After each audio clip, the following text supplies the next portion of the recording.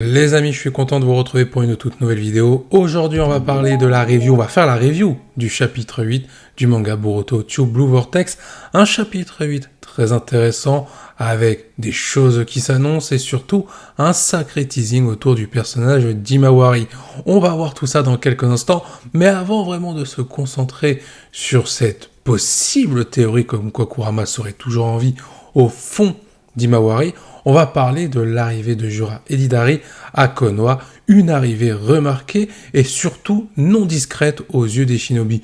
Mais en termes de niveau, il n'y a pas photo, c'est un véritable massacre. Ce que j'ai aimé, c'est qu'on voit vraiment Jura et Hidari confiants par rapport à leur capacité, déterminés à retrouver Naruto parce que c'est la cible de Jura, et on connaît aussi la cible d'Hidari, c'est Sarada, et on a pu voir que dans ce chapitre, Sarada et Sumire se dirigent vers cette menace, donc on aura la rencontre très prochainement, certainement dès le chapitre 9, entre Sarada et Hidari.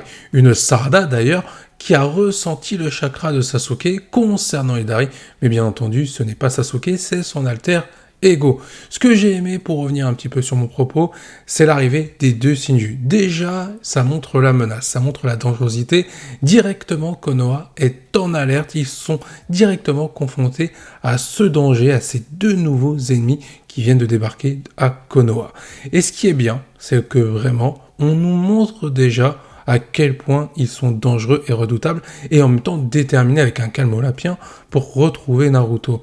Ils éliminent les shinobi random d'une façon vraiment rapide et d'une façon ignoble. C'est un massacre, c'est une élimination instantanée sur plusieurs shinobi. Alors oui, c'est d'un random, mais au moins ça marque le coup. Faisons une petite aparté, parce que ça va se rejoindre, on va parler de Kawaki, qui pendant l'arrivée des deux Shinju à Konoha, n'est pas à Konoha directement, il est accompagné de Delta, en train de chercher Boruto à l'extérieur de Konoha, un Boruto qui a fini d'affronter Mitsuki. Évidemment, Boruto ressent la présence de Kawaki, il a le temps de s'enfuir. Kawaki à ce moment-là ne tombe pas sur Boruto, mais en sentant et en détectant la présence des deux Shinju, certainement par rapport à l'alerte qui a été donnée à Konoha, Kawaki retourne à Konoha pour faire face à Hidari et Jura. Dans un premier temps, il semble être capable de repousser les assauts d'Hidari sans trop de pression, sans trop de difficultés, mais pour ce qui est de Jura, malheureusement, Kawaki, c'est un petit peu le tarif maison, le tarif habituel qu'il prend à chaque chapitre. Il va tenter de défier Jura, il va se prendre une patate et il va une nouvelle fois dormir. C'est vrai que pour le personnage de Kawaki, comme je l'ai dit, à chaque chapitre, on a l'impression que c'est le même scénario. Il commence à l'ouvrir et d'un coup, il se fait calmer, il se fait climatiser. Pour moi, ça annonce une chose qui est très claire et c'est un peu ce qu'avait confirmé Mitsuki à Boruto. Kawaki n'a pas du tout le niveau de Boruto, il a encore moins le niveau de Jura ou encore même d'Hidari. Alors Hidari, on peut se poser la question, parce qu'on a pu voir que Kawaki, malgré tout, il repoussait ses attaques sans utiliser le Kama. Lorsqu'il a utilisé le Kama, il s'est fait calmer par Jura. Donc on ne sait pas exactement si Jura est plus fort qu'Hidari, s'il y a vraiment une variance en termes de puissance par rapport aux 4 Shinju. Je pense aussi à Matsuri et au personnage qui est l'alter ego de Bug. Mais pour ce qui est de Kawaki, le constat, il est flagrant. Les 3 dernières années de l'ellipse, on a l'impression que ce personnage n'a pas vraiment évolué. Et souvenez-vous, dans la partie 1 de Boruto, Kawaki, la différence qu'il y a avec Boruto, c'est que Boruto, pour obtenir sa puissance, son expérience, il n'hésitait pas à s'entraîner. Le travail amène à l'effort, c'est logique, mais après il y a la récompense, et forcément, Boruto a bénéficié d'une belle évolution. Et on a retrouvé la mentalité de Boruto durant l'ellipse, et ensuite on a eu la récompense, on voit que Boruto a grandement évolué après l'ellipse. Pour Kawaki, dans la partie 1, lui, ce qui l'intéressait, c'était pas forcément l'effort, c'était d'obtenir la puissance rapidement, et être capable de protéger Naruto, et être capable de tuer Boruto. On a l'impression que la mentalité de Kawaki, c'est ce qui lui a servi pour en arriver là. Au final, ça l'a plutôt desservi. On a plus l'impression que Kawaki, il ne s'est pas entraîné et qu'il est resté sur ses acquis, avec notamment l'avantage d'avoir inversé sa situation par rapport à Boruto grâce au pouvoir d'Eda. Mais depuis, on a l'impression que Kawaki, il n'a rien fait pour évoluer et être capable et être sûr de protéger Naruto, Konoha, en l'absence de Boruto, et pourquoi pas plus tard, également tuer Boruto. Ce qui veut dire que pour moi, on va continuer d'appuyer cette mentalité de Kawaki. Un Kawaki qui va se rendre compte qu'il n'est pas de taille à protéger Naruto, ni Konoha, ni Himawari, et surtout qu'il n'est pas de taille à tuer Boruto.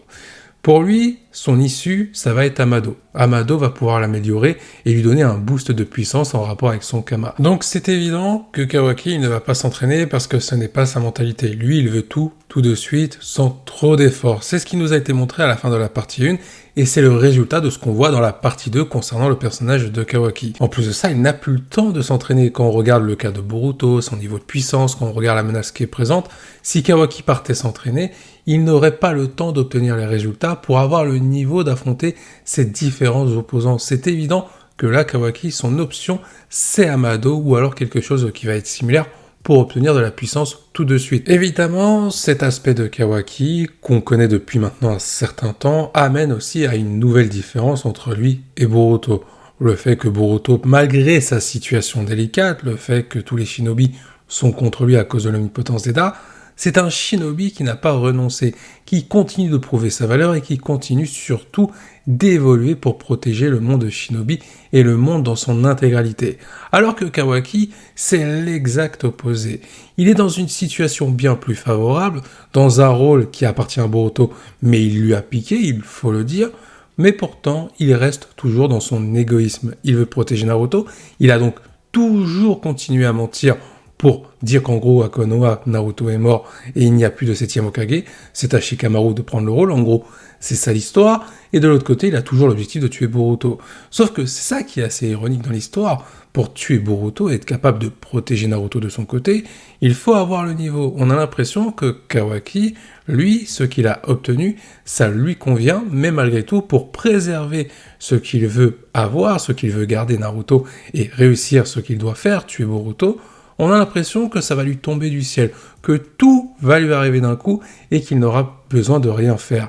Et au final, on voit que c'est en train de servir Boruto par rapport à la mentalité de celui-ci et que c'est en train de desservir Kawaki parce que clairement, il paye sa mentalité et ses différentes obsessions qui l'ont fait complètement vriller. Il est désormais temps de passer au plus gros morceau de ce chapitre, au teasing concernant Himawari. Jura et Hidari ont neutralisé Kawaki et ils se dirigent désormais vers un chakra qui semble être celui de Naruto. Alors déjà à ce moment-là on se dit que c'est quand même bizarre parce que Naruto on sait qu'il n'est pas à Konoha, il est enfermé dans la dimension de Kawaki. D'ailleurs information qui nous est donnée subtilement dans ce chapitre, Jura n'est pas au courant que Naruto n'est plus à Konoha et qu'il est enfermé à cause de Kawaki, tout comme Hinata qui se trouve également aux côtés de Naruto. Ce qui veut dire que à un moment donné, Kawaki il risque d'avoir de gros problèmes quand Jura va comprendre que pour trouver Naruto, il va devoir fracasser Kawaki. Pour l'instant, Kawaki est en sursis, la preuve, Jura ne s'est pas attardé dessus, donc il n'est pas au courant sur ce qui s'est passé avec Naruto Hinata concernant les actions de Kawaki. Revenons au cas d'Himawari, du coup, Hidari et Jura essayent de pister ce chakra qui ressemble à celui de Naruto, ou plutôt à celui de son démon à queue, Kurama, Kyuubi, mais déjà, on sait aussi que Kyuubi, il est décédé lorsque Naruto a utilisé le mode Baryon pour vaincre Ishiki Otsutsuki, ou plutôt essayer de rivaliser avec lui pour gagner du temps jusqu'à Ishiki finisse par s'épuiser au niveau de sa vitalité. Donc à ce moment-là, on trouve ça très chelou, et on se doute que ce n'est pas Boruto, puisque Boruto n'est pas à Konoha. Et à ce moment-là, la révélation tombe, Jura et Hidari tombent nez à nez avec l'équipe 10, alors à ce moment-là, on se dit, c'est l'équipe 10, mais ils tombent aussi sur Himawari, et on comprend que le chakra provient de la fille de Naruto et donc de la sœur de Boruto. Du coup, la conclusion, la déduction, ça veut dire qu'Himawari a hérité du démon à queue de Naruto et que Kurama va bientôt faire son retour. Ça fait une famille assez cheatée concernant les Uzumaki avec Hinata qui est plutôt en termes de puissance intéressante. Naruto, je pense qu'il faut pas le décrire non plus, on le connaît. Boruto, on a vu ce que ça donne et encore on n'a pas tout vu. Boruto c'est intéressant. Et là on aurait donc un pouvoir de ce niveau-là pour Himawari. Himawari qui serait donc une Jinchuriki. Toutefois attention, est-ce que c'est vraiment Kyuubi qui est au fond de l'esprit d'Himawari? Parce que souvenez-vous de ce qu'avait dit Momoshiki, comme quoi Naruto n'arriverait pas à transmettre son héritage à ses enfants. Peut-être que Naruto n'a pas réussi à transmettre Kyuubi. Et même s'il avait réussi à transmettre Kyuubi, lors de la mort de Kyuubi, lors des adieux entre Naruto et Kyuubi et Kurama du coup, Kurama aurait certainement dit à Naruto ce qu'il est en train de faire et qu'il va revenir concernant le personnage d'Himawari. Ce n'a pas été le cas. Mais il n'est pas impossible que lorsque Naruto et Hinata ont conçu Himawari, je ne vais pas vous faire un dessin sur ça, peut-être qu'elle a hérité du chakra de Kyuubi et que ça va donner naissance à un autre démon à queue. Ce qui expliquerait pourquoi Momoshiki a dit que Naruto ne pourrait pas faire hériter son démon à queue à l'un de ses enfants. Parce que tout simplement, ce n'est pas Kurama dont elle a hérité Himawari. C'est autre chose, un autre démon à queue. Après, ça peut être aussi un autre démon à queue. Ça peut être le démon à queue que possédait à l'époque Gaara, ça peut être une autre possibilité. Il n'est pas impossible qu'Himawari ait pu bénéficier du chakra de Kyuubi sans même avoir besoin du démon à queue. On a pas mal de théories sur ça. Je vais aussi revenir sur les différents éléments qui nous avaient été présentés durant la partie 1 concernant le potentiel d'Himawari. Et je vais commencer par le plus récent. C'était avec Daemon qui avait ressenti un mystérieux pouvoir assez puissant, assez intriguant concernant Himawari. Alors à ce moment-là, Kurama était décédé après l'usage du mode baryon de Naruto. On pouvait se dire que peut-être qu'Himawari a hérité du démon à queue. La théorie était de plus en plus crédible. Toutefois, il y a une contradiction et pas des moindres.